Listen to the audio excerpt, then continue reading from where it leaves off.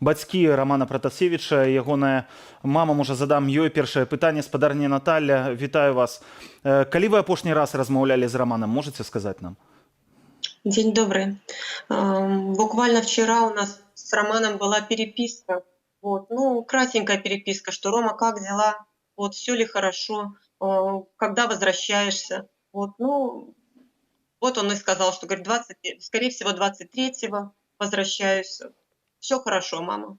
Вот так. Скажите, калі ён з вами перапісваўся, не было ніякіх намёкаў на тое, што за ім сочаць, што за ім хтосьці назірае, ён адчуваў такія, можа, рэчы?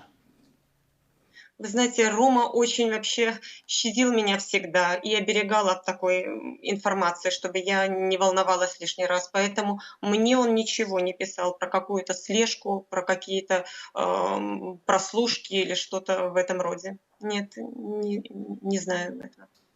Як вы паставіліся вось да таго, калі пачулі, што гэты самалёт прызямляецца і там, імаверна, знаходзіцца на борце ваш сын?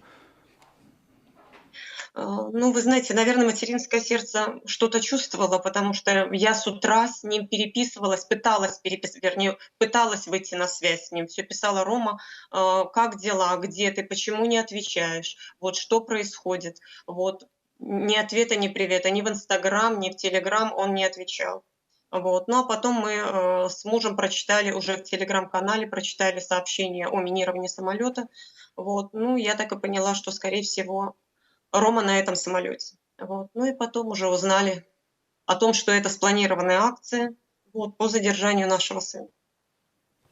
Я ведаю, што вы зараз знаходзіцеся не ў Беларусі, вы таксама ў бяспечным даволі месцы, вам цяжка, пэўна, штосьці зрабіць, але ці вы нейкія спрабавалі зрабіць нейкія рухі вось пасля гэтай інфармацыі? Камусьці тэлефанавалі, з кімсьці размаўлялі, штосьці спрабавалі зрабіць? Ну, вы знаете, большое спасибо волонтерам, нам пишут, нас поддерживают, вот, находят слова поддержки, предлагают помощь психологическую, предлагают приехать побеседовать с нами, поддержать нас. Поэтому всем большое спасибо. Вот на таком уровне. Пасыпаліся розныя заявы высокіх вельмі чыноўнікаў еўразвязу, прапануюць абсалютна розныя рэчы. Ці ёсць у вас вера ў тое, што гэта можа нейкім чынам дапамагчы вызваліць вашага сына з вязніцы? Да, мы верим, что помогут. Мы верим, мы надеемся, нам ничего не остается больше делать. Поэтому, конечно, мы верим. Вот мы верим, что справедливость восторжествует, потому что наш сын герой. Вот. И он всегда был за правое дело, и мы его всегда поддерживали, и верим, что справедливость восторжествует. Ведаеце, зараз у вас ёсць такая магчымасць, вельмі магчыма, што нас чуюць людзі, якія уплываюць на тое, што адбываецца ўнутры Беларусі. Калі б вось вы маглі б ім зараз штосьці сказаць, у вас ёсць такая магчымасць, што вы ім сказалі?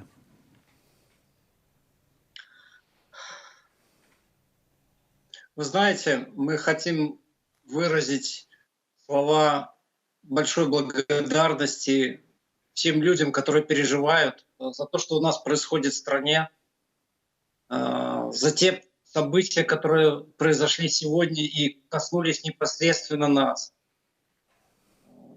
Никто не застрахован от того, что власти Республики Беларусь могут оказать давление на любого гражданина своей страны, не считаясь ни с нормами международного права. И нам по различным каналам очень много звонков, и мы хотим сказать, что очень много для себя неожиданно заинтересованных людей, готовых нам помочь. И надеемся, что и в рамках правового поля, и в рамках международного давления на страну все-таки этот вопрос регулирован. Мы все-таки надеемся, что не до конца власть безоглядно совершает свои действия. И доля благоразумия все-таки у них. Спадарня Наталья, вы хочаце нешта дадаць? Хочу сказать, держитесь, пожалуйста, все, кто также переживает за своих сыновей, за своих дочерей, те, которые находятся сейчас тоже за стенками Окрестина, Жодина и так далее. Держитесь, давайте объединяться, давайте свергнем этот режим, ненавистный режим для Белоруссии. Вот. Потому что все равно правое дело за нами. Живи Беларусь! Жыве вечна. Дзякуй вам вялікі за гэтую размову.